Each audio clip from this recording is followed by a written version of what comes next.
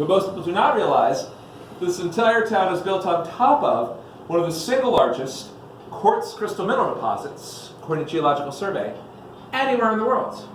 And quartz crystal in large quantities acts as a battery for letting certain energies come and go as they please.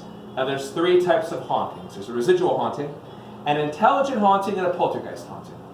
Residual haunting, think of it like a video recording. There was a ghostly image to walk down a hallway. They'd walk down the same hallway at the same time in the same direction. Kind of like being stuck in limbo. An intelligent haunting is when someone or something is watching over us. A lot of times people are intimidated by this, but it is not necessarily a bad thing. I like to say it can be like a guardian angel. What is your first name? Stephanie. Stephanie. Stephanie, lay both your hands out flat. Raise them up a little bit, Stephanie. Like a little bit higher. Oh, just like that. Perfect. Cool. Go ahead and make fists. Make fists. Stephanie, left-handed or right-handed? Right. Okay. Set your left hand down then. Now, check it out.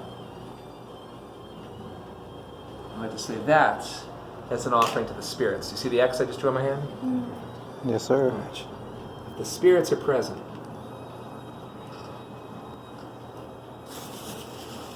They'll give us a sign. Stephanie, open your hand. No way. Oh, no way. Wow. And last we have... Oh my God. Yes, poltergeist something. Poltergeist is German, and it translates to noisy ghost. Objects may get moved, they may get thrown. Sometimes it can manifest itself to physically touching something. Now the first spot on our little tour, the most infamous haunted hotel, and is none other than the Copper Queen. Copper Queen was established in the year 1902. Its design was to entice those men and women that were independently wealthy, living throughout the United States, to move to Bisbee, Arizona, and invest in the Copper Queen mine. So the Copper Queen Hotel becomes the first real high-end hotel of Arizona. It's the very first hotel in Arizona to receive an elevator. There are 52 rooms and supposedly 16 different ghosts. One of the more predominant ones, room 315.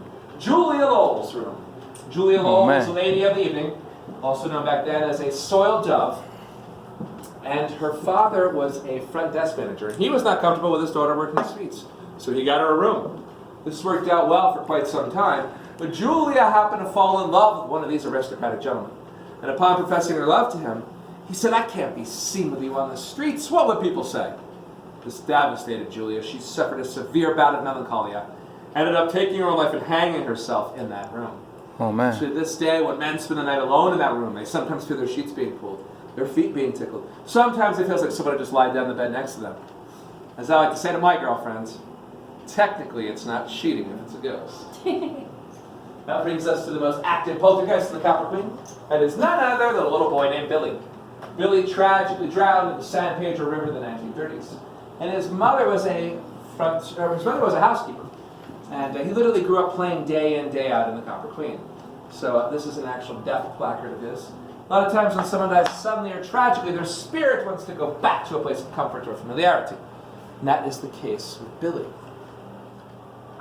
So shall we try something? What is your first name? Vince. Vince. Nice to meet you. Stephanie and Vince. Cool.